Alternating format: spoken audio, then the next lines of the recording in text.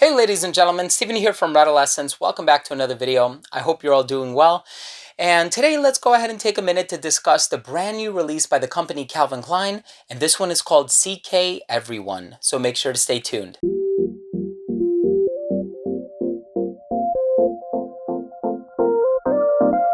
Now, before I begin the video, I do want to mention that if you are new to this channel, I would love it if you could support this channel by subscribing to it, and also make sure to click on the notification bell. This way you're letting YouTube know that you like fragrance reviews and you like this type of content. So whenever I do come out with a future video, it will get straight to your feed. You will never need to worry about missing any of my future uploads. So let's go ahead and get into it. Brand new release came out just this year in 2020. The perfumer for this one is Alberto Morillas, who is a perfumer over at the fragrance company Firmenich, and he has quite an impressive resume. He has made tons of fragrances, including the new Acqua di Gio Profondo. He made the original Acqua di Gio. I mean, his resume is laundry list long. I mean, it's super long. So this fragrance is the newest release from the company Calvin Klein, and I was a little confused because I feel as though they've tackled this concept before. So this concept is all about inclusivity and creating a fragrance that's for everyone despite gender designations, and I kind of feel like that's what they did with CK1 and CK2, and if I'm not mistaken, there was another one called CK All. I know they've had several fragrances that were marketed as unisex, and so this is another one to add to the list. This one is called CK Everyone, and my personal philosophy is that you should wear fragrance despite whether it's marketed for men or women. If you like the way that it smells, just wear it. And so here we are, brand new release. I did take a look at the note breakdown though, and I noticed that this one has like ginger, tea, a little bit of citrus, I think mandarin orange if I'm not mistaken. There's musk in the base, and so it seems like quite an interesting fragrance. I mean, I like the note of tea, and I've encountered tea in several other fragrances, Gucci Pour Homme 2 being one of them. There's also Eau Parfumée Au Thé Vert by Bulgari, and so I like the note of tea. You know, I have some niche offerings that contain tea as well, so I'm really excited to try this one out. Now, if you take a look at the bottle, it's very similar to the CK1, CKB bottles, all of the summer flankers, so it's nothing new. It does come with this cap that you have to unscrew, and then you screw in the sprayable atomizer. So let's go ahead and give this one a spray. It will come out on the first spray because my mother actually tried it in the kitchen in the other room, but I haven't had a chance to smell it yet. Like I said, I went to Macy's, I picked up like 3 bottles, and I'm going to be giving you my true first impression on camera.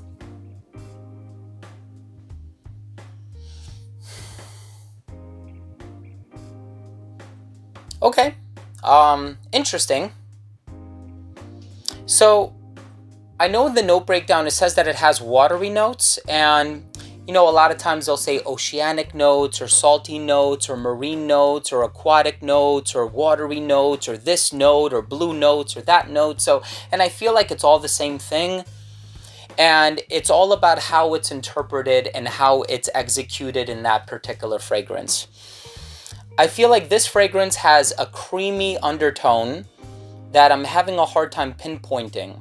Now, I just keep thinking about this note of tea, and perhaps it's a suggestion because I looked at the note breakdown, so now it's in my mind and I'm having a hard time escaping it.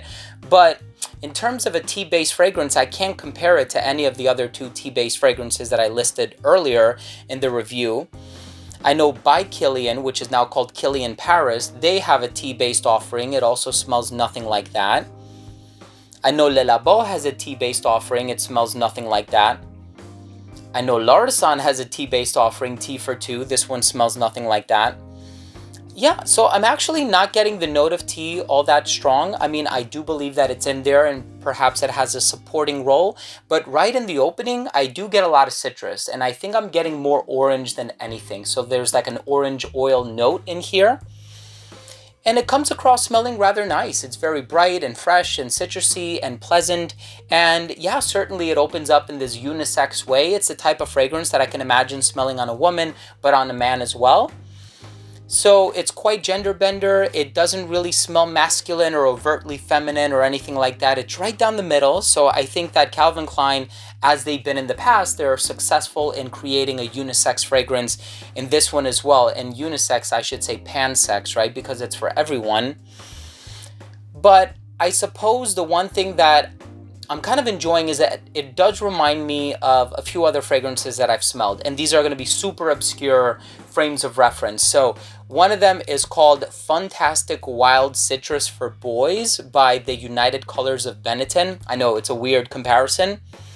And the other fragrance that this one is reminding me of is Eau Svelte by Dior, which is a very old fragrance. I have a bottle in my collection. And it has that same sort of orangey, citrusy, creamy thing going on in here, which I think is quite nice. I think it's interesting. I know there's also musk used in here. I don't know if it's galaxolide or whatever else. It doesn't smell like it does smell clean, but it doesn't smell like a distinct musk is what I'm trying to say. And so perhaps I just have to give it a while, you know, maybe wear it on skin, see how it sort of plays around with my own skin chemistry. But off the initial spray, it does smell very pleasant. You know, I've smelled a lot of blue fragrances this year. Acqua di Gio Profondo, which is also by Alberto Morillas. I've also smelled Deep Blue Parfum by Ralph Lauren. And this is probably the least blue fragrance that I've smelled so far. However, I think as it compares to these other fragrances, this one is a bit more unique in the sense that they're not relying on this blast of blue in the opening. That, you know, they're actually doing something that's a little bit different. And I think that that's sort of the case with a lot of Calvin Klein fragrances. They do things that are a little bit different, but they're not too different. And I think that that can sometimes make the fragrance be forgettable. I think that although it smells really good and it's kind of understated and it's almost like allowing you to smell clean without giving it away that you're wearing a fragrance. And I know that that's a lot of people's approach and a lot of people really like that and they enjoy that. But when I wear a fragrance, I don't mind if people know that I'm wearing a fragrance, right? I want them to be able to give me a hug or approach me or enter my intimate bubble and be like, oh, Steven, you're wearing a fragrance today. It smells nice today, or it doesn't smell nice today, right?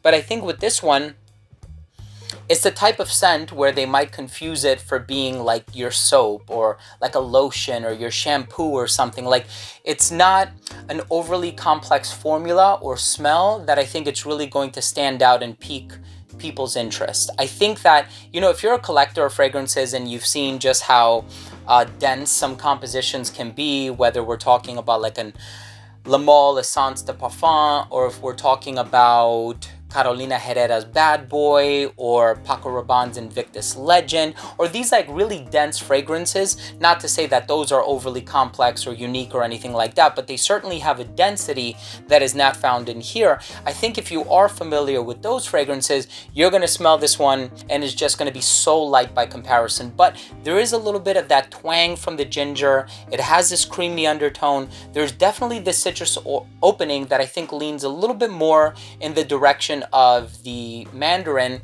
and I haven't gotten the musk yet, so I'm gonna need to spend a little bit more time with this one, I think, before I am able to clearly smell the musk ingredient in the base.